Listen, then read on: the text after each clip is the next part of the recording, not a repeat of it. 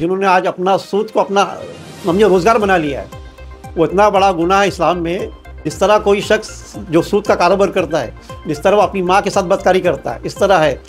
अस्सलाम वालेकुम, जय हिंद, जय भारत। आज हम बहुत गंभीर मुद्दे को लेके यहाँ बैठे हुए हैं और ये जो समाज के अंदर जो जिस तरह से ब्याज माफिया जो आज लोगों को जिस तरह ठग रहे हैं, उस मुद्दे को लेके बैठे।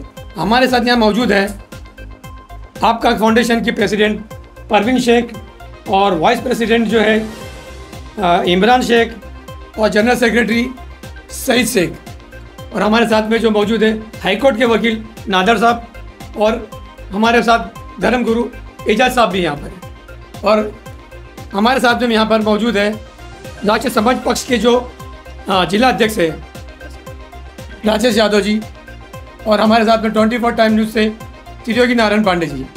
सबसे पहले मैं जानना चाहूँगा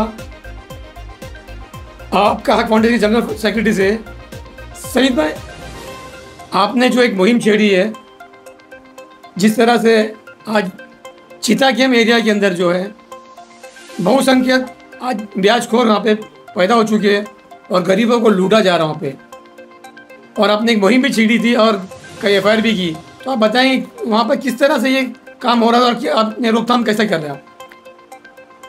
मेरा नाम मोहम्मद सईद शेख है। मैं चितागेम ट्रॉम्बे में रहता हूँ। मैं छोटा मोटा NGO चलाता हूँ, खुद का भी है और जुड़ा भी हूँ परवीन मैडम के साथ में।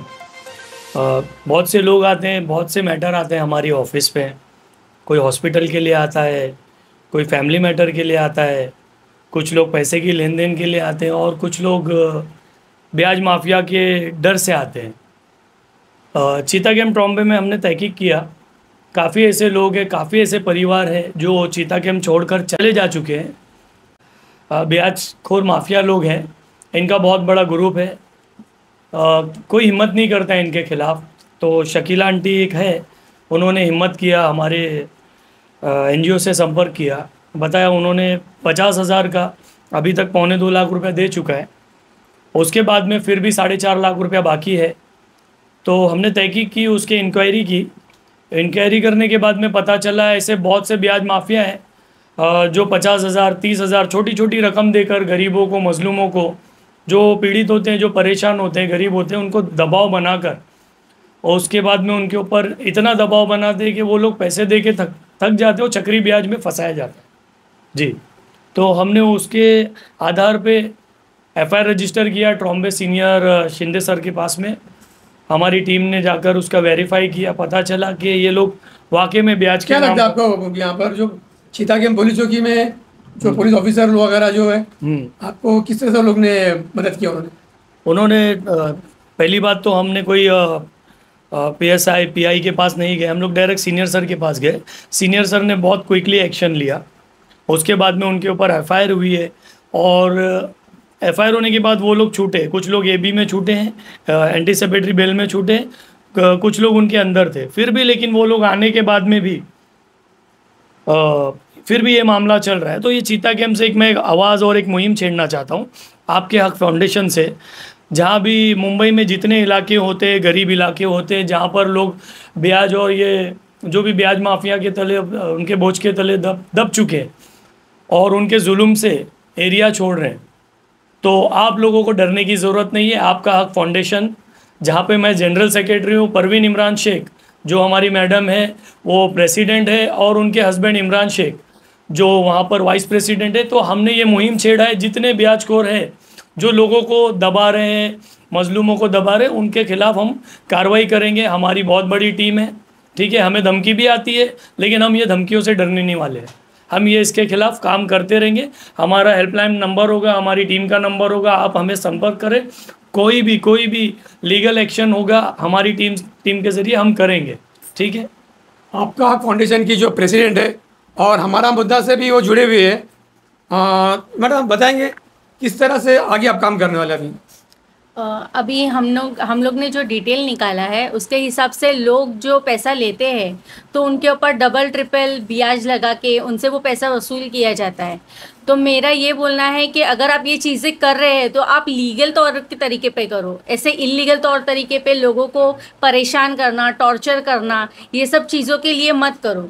क्यों कर रहे हो ऐसा, किसी पे जुल्म क्यों कर रहे हैं? क्या हुआ है, कैसा लगता है आपको किसी के ऊपर जुल्म हुआ है? हाँ, जो लोगों ने हमें कांटेक्ट किया है, काफ़ी लोग हैं जिन्होंने हमें कांटेक्ट किया है, अभी तक भी लोग कांटेक्ट कर रहे हैं इसी रिलेटेड कि लोग ब्याज के लिए परेशान करते हैं। कोई 50,000 रुपये का, अगर जैसे उन्होंने मतलब बताया है कि 50,000 रुपये का वो 750 रुपया मंथली ये डेली के कलेक्शन पे भरते हैं। हाँ, डेली कलेक्शन पे भरने के बाद में वो लोग मतलब उनका जो मुद्दल है, जो अमाउंट है 50,000 रुपये का, वो वैसे का वैसा ही रह जाता है। और वो जो पैसा वो लोग भर रहे हैं यानी कि 22,500 रुपया वो लोग जो मंथली इंटरेस्ट भरे जा रहे हैं, ऐसे मतलब हमें लोगों ने ऐसी ऐसी जानकारी दी कि उनके घर में खाने को कुछ नहीं है, उनके बच्चे बीमार है, फिर भी लोग पैसा मतलब उनसे इंटरेस्ट कंटिन्यू लिए ही जा रहे हैं। कोई उनसे मतलब उनके सामने वो कितना भी अपना ये करते हैं कि मतलब रिक्वेस्ट करते हैं, रोते हैं, अपना पूरा दुख बताते हैं, लेकिन फिर भी वो नहीं समझा। लास्ट में क्या होता है, रोड पे झगड़े होते हैं, मारामारी होती है। वो ब्याज वाले लोग इतना जोर जबरदस्ती करते हैं कि कई लोग, चीता कैंप के ऐसे बहुत से लोग हैं जो अपना घर छोड़ के भाग गए। वो लोगों ने भी हमें कांटेक्ट किया है काफ़ी हद तक।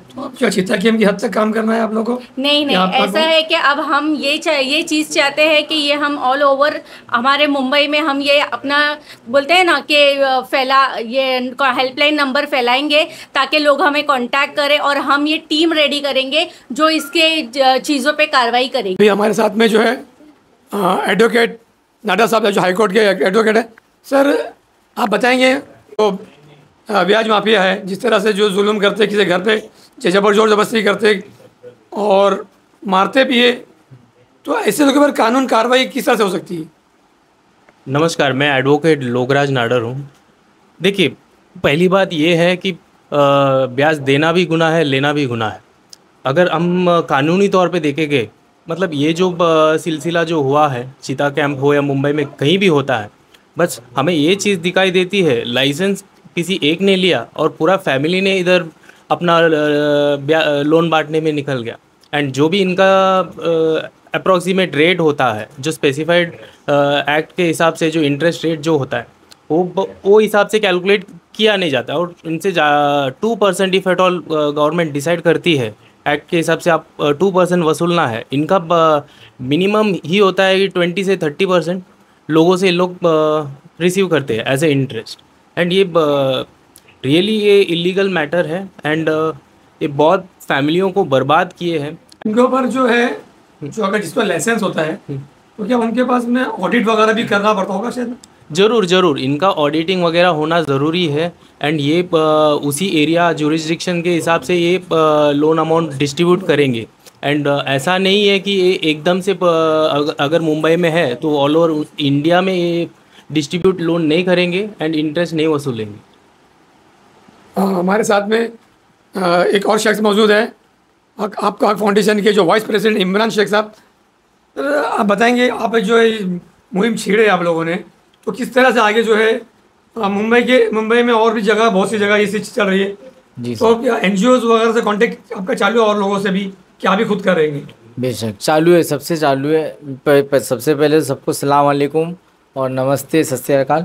और मेरा बोलना ये है, मेरा मुद्दा जो मैं आपका फाउंडेशन से वाइस प्रेसिडेंट इमरान शेख यूनुस बोल रहा हूँ, मेरा बोलना ये है कि ये बर्बाद करने वाली चीज़ है। पहली बात, ये एक फैमिली ख़त्म करती है। ये ब्याज खोर लोग ने क्या किया हुआ है, फ़िलहाल ये जो है एक लेता है, एक पूरे फैमिली में ये जो है ना, एक जन ब्याज के पैसे जाकर पैसा लेता है, जिससे तो पूरी फैमिली डिस्टर्ब हो जाती है जब ये देने के टाइम पे, ठीक है ना।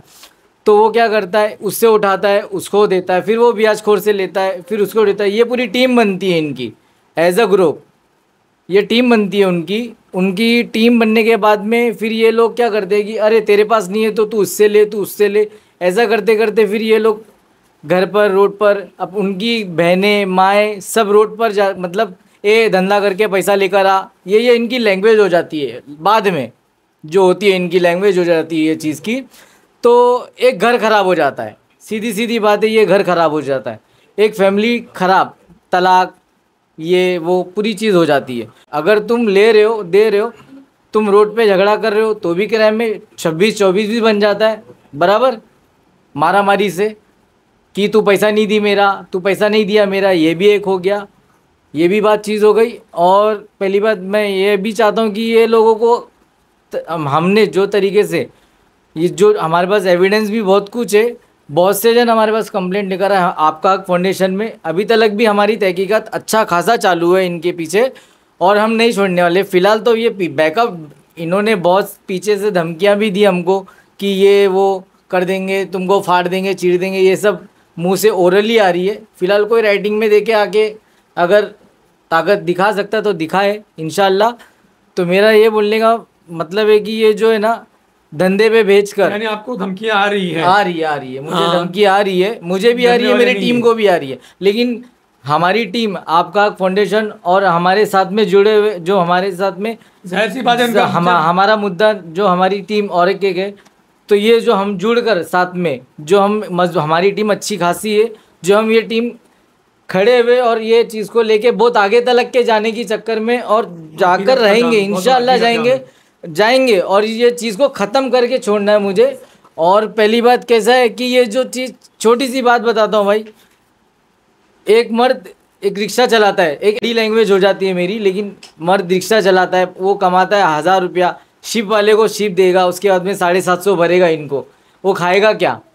वो औरत को भी बोलता है फिर जा बर्तन मांज, ठीक है, लेकिन बर्तन मांजने के बाद में वो शक भी करता है कि तू ये कर रही है, शायद तू वहाँ जा रही है, वो करके लाके उसको भी दे रही है, फिर वो क्या कर रहा है, शक के मारे नशेबाज बन जा रहा है इनके चक्कर में। और नशा भी यही बेच रहे, ये नशा भी बेचते हैं, ये लड़की रैकेट भी बहुत सी चीज़ें चलाते हैं। ये सिर्फ दिखाने के इनके दांत अलग रहते, खाने के और दिखाने के जो पुराने जैसे कि बहुत सारे क्राइम ये कर रहे हैं, बहुत से क्राइम के साथ एक छोटा सा चालू है। बात है सिर्फ ब्याज, लेकिन इसकी वजह से क्राइम बहुत है, बहुत ज़्यादा है। ऐसे गरीब लोग रोकर मेरे पास आए हुए कि ये लोग सेक्स रैकेट चला रहे, सीधा बोल रहे कि तू पैसा नहीं दे रही है तो मेरे पास कस्टमर है, तू वहाँ पर जा और वहाँ से ला। तो वो आदमी को नहीं पता है, मगर आदमी से छुप कर एक औरत घर चलाने, बच्चे को पालने, फीस भरने ले लेती है, मगर देने की ताकत थोड़ा बहुत जगह चल रहा है सर, बहुत जगह चल रहा है। और मैं चाहता हूँ कि पूरे मुंबई में हमारे साथ में जो हमारी आपका हक फाउंडेशन जो हमारी और हमारा मुद्दा जो हमारे साथ में जो जुड़ी हुई हमारी बहुत बड़ी टीम है, आप लोगों के साथ में आप लोग हेल्पलाइन नंबर हम मेंशन करेंगे, आप जो भी लोग हैं परेशान हाल फ़िलहाल हमको संपर्क करें और किसी से ना डरे। और आपका घर है जो भी है, आप बिगड़ डरे, आप अपने घर के ताले खुद तोड़े। जिन लोगों ने ये जो ब्याजखोर, जो ब्याज माफिया जो बंद करके रखे हुए, ये बिंदास आप तोड़ो और रहो। पहले संपर्क करो हमारे को, उसके बाद फिर हमारे को आप कांटेक्ट करो। हम आपके लिए एनी टाइम खड़े हुए, आपके लिए एनी टाइम खड़े हुए, हमारे साथ में हमारी दोनों टीम आपके साथ में है। और ये जो चीज़ ख़त्म हो जाए इंशाल्लाह, इसके लिए हम पूरी कोशिश एनी टाइम। और ये धमकी ना दे हमको, क्योंकि आपके पैसे ख़त्म हो जाएंगे, हमारी शाही नहीं ख़त्म होगी पेन की। इंशाल्लाह हम कोशिश करते रहेंगे। इस वक्त अभी जो हम राजेश जी, हम आपसे चाहते हैं कि आप जिस तरह से आपका फाउंडेशन जो ब्याज माफिया के खिलाफ में इतना लड़ रही है, तो आपकी पार्टी इनको किस तरह से मदद करेगी और आप ब्याजखोर को क्या संदेश देना चाहेंगे? नमस्कार, मैं राजेश यादव, राष्ट्रीय समाज पक्ष उत्तर मध्य जिला अध्यक्ष हूँ। नमस्कार करता हूँ हमारा मुद्दा को जो डिबेट में हमको शामिल किया, और जो हमारा आपका फाउंडेशन है उसके पीछे हमारी टीम और हमारा पक्ष जो है, हमारी पार्टी है, मजबूती से उनका साथ देगी। जो सही है उसके लिए सही न्याय मिलेगा। और लोगों को ये अवेयरनेस जो कर रहे हैं आप लोग, बहुत अच्छी बात है। पार्टी हर वक्त किसी भी टाइम 24 घंटे में कभी भी कुछ काम लगा तो हम आपके साथ में खड़े रहेंगे। अभी इस वक्त हमारे साथ में वरिष्ठ पत्रकार त्रियोगी नारायण पांडे जी 24 टाइम न्यूज़ से है। सर, आप बताएंगे ब्याज माफिया को किस तरह रोकथाम लगाना चाहिए, और यहाँ पर जो है जिस तरह जुल्म हो रहा है मजलूम लोगों के ऊपर, जो गरीबों के लोगों को पता ही नहीं है, क्या कानून भी एक है, क्या कानून मदद कर सकता है उनकी? हाँ, और जिस तरह से ब्याज माफिया उनको दबाते हैं कि उनको लगता है कि उनका कुछ नहीं हो सकता है, तो आप बताएंगे एक तरह से लोगों को में जान जागरूक होना चाहिए। देखिए, ये जो कर्जदारी की जो पद्धत है, साहूकारी पद्धत है, ये आज की नहीं है, ये बहुत पहले की है। अंग्रेज़ों के से भी पहले की ये पद्धत है। आज़ादी के बाद में हमारी सरकार ने सीलिंग, गरीबी नहीं होना चाहिए, ज़्यादा से ज़्यादा लोगों में इक्वालिटी होनी चाहिए लैंड के बारे में, तो सीलिंग फैसिलिटी लाई थी। जो बड़ा ज़मींदार था उसको, उसकी जो बड़ी ज़मीनें थी, उस ज़मीन को टुकड़े टुकड़े करके उसको और भी गरीबों को में बांटा गया था। तो इस तरह से क्या है कि कहीं ना कहीं लोगों को इक्वल करने की कोशिश की गई थी, लेकिन उसमें भी पूरी तरह से सफलता नहीं मिल पाई। आज वही परंपरा हम देखेंगे, अक्सर आपने देखा होगा कि मीडिया में, फिल्मों में भी ये अक्सर दिखाया गया है। मैं मदर इंडिया का एक एग्जांपल आपको दूं कि बिरजू का बाप, यानी कि राजकुमार जी ने वो कैरेक्टर पूरा किया है। बिरजू का बाप जो है वो उसने अपनी ज़मीन गिरवी रख दी थी, और कर्ज जिसके पास गिरवी रखी थी वो लाला इतना परेशान करता था कि उस बेचारे को रातों रात घर छोड़ के जाना पड़ा। नरगिस दत्त को अकेला छोड़ के जाना पड़ा, 2 बच्चा और एक लड़की छोड़ के जाना पड़ा उसको। उसके बाद में उसने सुसाइड कर लिया या क्या, वापस नहीं आया। तो यही परंपरा आज भी हमारे यहाँ पे चल रही है। आज का माहौल भी अगर आप देखेंगे कि ऐसे कितने लोग हैं कर्जदार, यानी कि तब का जो लाला था वो लाला इतना परेशान कर रहा है, यानी कि आज के जो लैंड, जो ये लोन देने वाले लोन लैंडर लोग हैं, ठीक है, तो ये लोग जो है ये इतना परेशान करते हैं लोगों को कि इनके पास कोई बचने का जरिया नहीं होता, और बचने का जरिया नहीं होता। मुफलिसी में इतने परेशान, ऑलरेडी अपने ब्रेड एंड बटर को नहीं जुड़ा पा रहे हैं, गलती से कर्ज ले लिया, वो कर्ज को किस तरह से भरेंगे वो भी नहीं उनके पास दिखाई देता है। तो सुसाइड या घर छोड़ के जाना, इसके अलावा कोई दूसरा चारा नहीं है। मदर इंडिया में वही दिखाया गया, नरगिस दत्त को काफ़ी संघर्ष करना पड़ा, बच्चे बड़े हो गए, उसके बाद में भी उनकी ज़मीन गिरवी ही रही थी। तब बिरजू ने अटैक किया, और काफ़ी की चीज़ें आप सबको पता होगा आपको इस मुद्दे के ऊपर कि ये पुराने जो साहूकार थे जिस तरह से फांस के रखते थे, वो आज भी चल रही है पद्धत। लोन एग्रीमेंट लोगों के पास प्रॉपर नहीं होता, इसलिए सबसे पहले इस मसले के ऊपर, मामला बहुत गंभीर है, इस मसले के ऊपर लोगों को जानकारी होना जरूरी है। और आपका हक जो फाउंडेशन है, फाउंडेशन की तरफ से आप लोगों की जो एक्टिविटी चल रही है, उसमें मैं चाहूंगा कि आप लोगों को लोन लेने के पहले एग्रीमेंट बनाना, और क्या उसका तरीका है, माना कि जरूरत पड़ सकती है किसी को भी लोन की, तो उसका किस जरिए से ले सकते हैं हम लोन, इसके बारे में जन जागरूक करना जरूरी है। अगर लोगों में जन जागरूक रहेगी तो सही तरीके से लोन लेंगे, सही व्यक्ति से लोन लेंगे। और अगर उनके ऊपर एक्सप्लॉयटेशन किया जाता है, लोन लेने के बाद में चक्रवृद्धि ब्याज लगा रहा है कोई माफिया, या फिर उनको परेशान कर रहा है, परेशान करने का भी जो लीगल साहब ने, लॉयर साहब ने बताया, परेशान करने का कोई कायदा नहीं है, तो परेशान उनको करना नहीं चाहिए। वो कानूनी दांव पेच कर सकते हैं, कानून में अप्लाई कर सकते हैं, कोर्ट में, सिटी सिविल कोर्ट में उनका मुकदमा चलेगा, दोनों की परिस्थिति देखकर, और उसके ऊपर जो रिजल्ट देना होगा कोर्ट रिजल्ट देगी। लेकिन यहाँ पर ये कर्ज माफिया जो हैं, ये लोग क्या करते हैं कि ये लोग परेशान कर देते हैं उस परिवार को, और उनके साथ में जाति इतनी अधिक कर देते हैं कि वो अपनी सुसाइड तक चले जाते हैं, या उनका पूरा घर का स्ट्रक्चर खराब हो जाता है। तो इसके ऊपर लोगों को जन जागरूक होना चाहिए। जन जागरूक होने के, और आप जैसे संगठनों की तरफ से अवेयरनेस क्रिएट किया जाएगा तो जरूर जन जागरूक होंगे, और जन जागृति जब फैलेगी तभी इन लोगों के ऊपर रोक लगाया जा सकेगा, अन्यथा रोक लगाना बड़ा ही मुश्किल है। जैसे पुरानी फिल्मों में आपने देखा है, उसी तरह से ये माहौल वैसा का वैसा ही चलता रहेगा। इसलिए आपके इस कोशिश को भी हम सलाम करते हैं, बहुत अच्छा आपने कोशिश किया। मीडिया सेक्टर में ऐसे बहुत सारी चीज़ें होती रहती हैं, जहां पर मीडिया की ज़रूरत है तो हम भी कोशिश करेंगे कि हम अपने पत्रकार संगठन की तरफ से इस मुद्दे पर अगर कोई परेशान व्यक्ति है तो उसको हम ज़रूर अपनी तरफ से मदद करेंगे, उनकी आवाज़ को एटलीस्ट लोगों तक पहुंचाएंगे। धन्यवाद। हमारे साथ में जो है एजाज साहब हैं, आप जो इस्लामी तरीके बताएंगे किस तरह से जो है ये ब्याज लेना क्या है। अस्सलाम वालेकुम, गुड इवनिंग। मेरा नाम इलियास शेख अल जुनैदी है। इस बारे में जो आज हमारे समाज में चल रहा है, ये सूद का कारोबार है ये इतना बढ़ गया है कि जो एक बार सूद ले लेता किसी सबब परेशानी से, लेकिन वो दलदल से निकल नहीं पाता है। और खुदा ने अपने कलाम में इस चीज़ के लिए सख्ती से मना किया है। अल्लाह रब्बुल इज़्ज़त ने अपने कलाम में सूरह बकरा में फरमाया है वअहल्लल्लाहुल बैअ व हर्रमर रिबा, अल्लाह ने तिजारत को पसंद फरमाया है और सूद को हराम किया है और नापसंद फरमाया। सूद देने वाला, सूद लेने वाला, इसकी गवाह बनने वाले, लिखने वाले खुदा ने, उसके रसूल ने, उसके फरिश्तों ने लानत फरमाई है। तो इसलिए जो भी लोग इसमें शामिल हैं जिन्होंने सूद को अपना ओढ़ना बिछोना बना लिया है, तो उनसे ये गुजारिश है इस चैनल के माध्यम से कि ये चीज़ से तौबा कर ले। क्योंकि आपके पास जो शख्स आता है एक मजबूर होता है, किसी परेशानी सबब आता है कि मेरी ये परेशानी निकल जाए, लेकिन वो निकल नहीं पाता। उसको अपने सूद को अदा करने के लिए एक दूसरे सूद लेना पड़ता है, दूसरे को अदा करने के लिए तीसरे से लेना पड़ता है।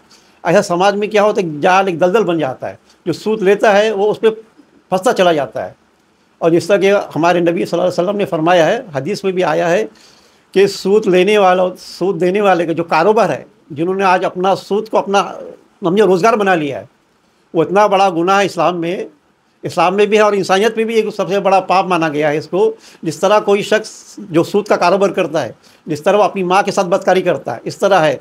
तो ये जो समाज में जो लोग सूद देते हैं और जो इतने जालिम लोग होते हैं, किसी पर रहम नहीं करते।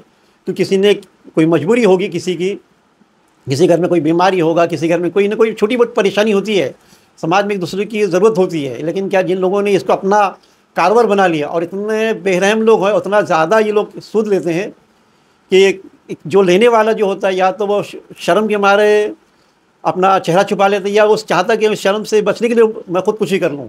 तो ऐसे लोगों के बारे में हमको आवाम में अवेयरनेस फैलाना होगा। और जो लोग ये अपना मुद्दा और जो हक फाउंडेशन जो भी है, ये लोग जो काम लेके निकले मुद्दा, इसको मैं पसंद करता हूँ, इसका साथ दूंगा। जो भी हमारे हों या हमारे अकाबरीन हैं, उनसे हम मशवरा करेंगे। और इस बारे में जो समाज में खासकर मुसलमानों में जो बात फैली है, और ये इंसान और इस्लाम के और इंसानियत के ख़िलाफ़ है ये, तो इसमें हम सबको एकजुट होकर काम करना होगा। और ये सूदखोर जो माफिया है, ये खाली सूद का कारोबार नहीं करते, ये लोग नशा भी बेचते हैं और बहुत से भी गलत एक्टिविटी में इन्वॉल्व होते हैं। तो ऐसे लोगों के ख़िलाफ़ हम सबको एकजुट होकर लड़ना होगा। और जो ये लोग काम करने में आगे बढ़े हैं, उससे मैं उनका ज़रूर साथ दूंगा। जहाँ भी ज़रूरत होगी मेरी या मेरे और भी टीम है, मैं उनको आपके साथ ज़रूर दूंगा। और मैं इस चैनल के माध्यम से आपके इस काम को बहुत पसंद करता हूँ और आगे भी इसकी मैं हेल्प करता रहूँगा। और जो भी मुझसे हो सकेगा, आप कभी भी मुझसे मेरा नंबर लीजिए, कभी भी आप मुझको कांटेक्ट करें, जहाँ कहीं भी मुझसे होगा, जैसी भी मदद होगी मैं ज़रूर अवेलेबल रहूँगा। जो भी होगा मैं आपकी ज़रूरत हेल्प करूँगा। ओके, अल्लाह हाफिज़। फिर में हम जानना चाहेंगे सईद भाई से, आपने जो जिस तरह से चीता गेम में जो काम किया था और काबिल तारीफ़ था, और आपकी टीम ने काम किया है, परवीन मैडम भी थे उसमें, इमरान भाई भी थे, और अब सबसे जो एडवोकेट नाडर साहब ने जो जिस तरह से कानूनी प्रतिक्रिया करते हुए जिस तरह से FIR किया, तो ये काबिल तारीफ़ है। और ये लोगों में जो है ना, जिस तरह लोगों को अभी पता ही नहीं है, लोगों को पता ही नहीं है कि ये दलदल से कैसा बाहर निकला जाए। लोगों को लगता है कि भाई पैसे ले लिए हमने एक बार किसी से, भले से वो इलीगल तरीके से, तब देना ही पड़ेगा। ये उन लोगों में गलतफहमी है कि कोई भी आके तुमको धमकी दे के, घर में घुस के गालियाँ दे के, मार के अपना पैसा वसूल कर। ऐसा नहीं है, कानून है, कायदा है, तो उसका जो है इस्तेमाल करो। और जितनी, और मैं चाहता हूँ कि आपका हक फाउंडेशन से जो है आप अवेयरनेस जो जिस तरह से आपने जो कर रहे हैं, तो इस अवेयरनेस को कंटिन्यू रखो। और हमारा मुद्दा न्यूज़ आपके साथ में हमेशा खड़ा हुआ है और खड़ा रहेगा। मैं आखिरी में चाहूँगा कि आप समाज में जो है सईद भाई, आप क्या संदेश देंगे आगे? समाज में मैं ये संदेश देना चाहूँगा कि पहली बात तो कोई भी धर्म से पहला हम इंसान हैं और इंसानियत बचाना हमारा पहला धर्म है। ये लोग लेकिन इंसानियत का कत्ल कर रहे हैं। ये लोग, इनके ऊपर केस बनने के बावजूद फिर भी ये लोगों का दबदबा नहीं जा रहा है। ये लोग बोल रहे हैं हमने पैसा फेंका और हम आए हैं और हम लोग ये हमारा बंद नहीं करेंगे, हम लोग ऐसे ही है। ये इनके लिए वार्निंग है, इनके जैसे लोगों के लिए मेरी वार्निंग है, हमारी टीम की वार्निंग है। ठीक है, इंशाल्लाह आप लोग अपने पैसे के दबदबे पे काम करना चाहते हैं, हम भी कानूनी तौर पे और हमारी टीम लेकर हम गरीबों और मजलूमों की, पीड़ितों की मदद करेंगे। यही मैं समाज को संदेश देना चाहूँगा हमारा मुद्दा चैनल से, आपके माध्यम से। बहुत बहुत शुक्रिया, आप लोगों ने हमको इस लायक समझा, हमें मौका दिया आपके चैनल पे बोलने का। सिर्फ भाई अभी और जो है ये देखो, अवेयरनेस करना है, और भी एनजीओ वगैरह बाहर जी पूरे पूरे मुंबई के अंदर यस आपका फाउंडेशन ने शुरुआत किया है। जी लेकिन हर घर में ये चीज़ जाना चाहिए, हर एनजीओ के पास बात जाना चाहिए क्या हम किस तरह से मदद करें, यस मजलूमों की किस तरह से मदद करें। तो आप जो है हेल्पलाइन जो अभी कभी आप चालू करने वाले हो? हेल्पलाइन हमारा नंबर शुरू हो गया है 2 दिन पहले ही। पहले तो हम पर्सनल नंबर से फ़ोन करते थे, ये होने के बाद तो हमने हमारा हेल्पलाइन नंबर जारी किया है। ठीक है, हेल्पलाइन नंबर रहेगा और काफ़ी ऐसी एनजीओज़ हैं हमारे साथ में कांटेक्ट किया है उन्होंने। हम चाहते हैं हम अकेला ये मुहिम में नहीं रहे, हमारे साथ लोग जुड़े और गरीबों और मजलूमों की मदद करें हमारे साथ मिलकर। के साथ में जैसे आपने पुलिस डिपार्टमेंट के कुछ लोग भी ऐसे थे जो बहुत खुश हुए थे, बता रहे काफ़ी पुलिस वाले ऐसे हैं जिनका मैं नाम नहीं लूँगा खान साहब, काफ़ी ऐसे पुलिस वाले हैं जिन्होंने मुझे सलाम किया, बहुत बहुत हौसला अफजाई की। और काफ़ी ऐसे पुलिस लोग हैं, जैसे 2 लोग होते हैं, अच्छा इंसान होता है, बुरा इंसान होता है। तो अच्छे लोगों ने हमें काफ़ी सपोर्ट किया। स्पेशल थैंक्स करना चाहूँगा ट्रॉम्बे सीनियर शिंदे सर का, जो उन्होंने क्विकली एक्शन लिया। आगे भी उनसे उम्मीद करता हूँ, काफ़ी ऐसे वीडियोस बने हमारे ऑफिस पे। परवीन मैडम के पास काफ़ी ऐसे लेडीज़ लोग आए जो एरिया छोड़कर जा चुके हैं। इंशाल्लाह जल्द से जल्द हमारी टीम फिर से सीनियर सर से मिलने की कोशिश करेंगे। और फिर जो लोग हैं हमारे साथ में संपर्क किए, इनके जुल्म अभी भी चालू है, तो जुल्म के ख़िलाफ़ हम फिर भी आवाज़ उठाएंगे। और ये जुल्म के ख़िलाफ़ आवाज़ उठाने में हमें धमकी अभी भी आ रही है काफ़ी। हमें मेरी इस मामले में गरीबों की मदद करने में मेरी जान क्यों ना चले जाए, उसके लिए मैं तैयार हूँ। हमारी पूरी टीम तैयार है, हम नहीं डरने वाले। ये आप लोगों को वार्निंग है, आप अपना ब्याज का धंधा ख़त्म करो, या जो चलता है कानूनी तौर पे आप वो करो तो ठीक है, नहीं तो हमारी जान जाएगी, कोई परवाह नहीं। एक शहीद नहीं, एक इमरान, एक परवीन, सब हम शहीद होने के लिए तैयार है। बस आपके चैनल के माध्यम से मैं ये बोलना चाहूँगा। बहुत अच्छी सोच लेके निकले हैं आपके हक फाउंडेशन से, और अल्लाह सबको कामयाब करे। और जितने भी जो है ब्याज माफिया है, अभी रमज़ान का महीना भी आ रहा है, वो तौबा कर ले, तौबा करके जो अपने गुनाह का तौबा कर ले, और जो जिस तरह से जो जुल्म कर रहे हैं वो जुल्म को बंद करे। और जितने भी जो एनजीओज़ है जो लोगों के हित में काम करते हैं, तो वो इन मजलूमों की मदद करे। हमारे चैनल के माध्यम से कहना चाहता हूँ मैं कि लोगों की मदद करे, लोगों को अवेयरनेस करे। तो ब्याज के दलदल में फंस गए हैं, उनकी मदद करे, सब मिल के मदद करे।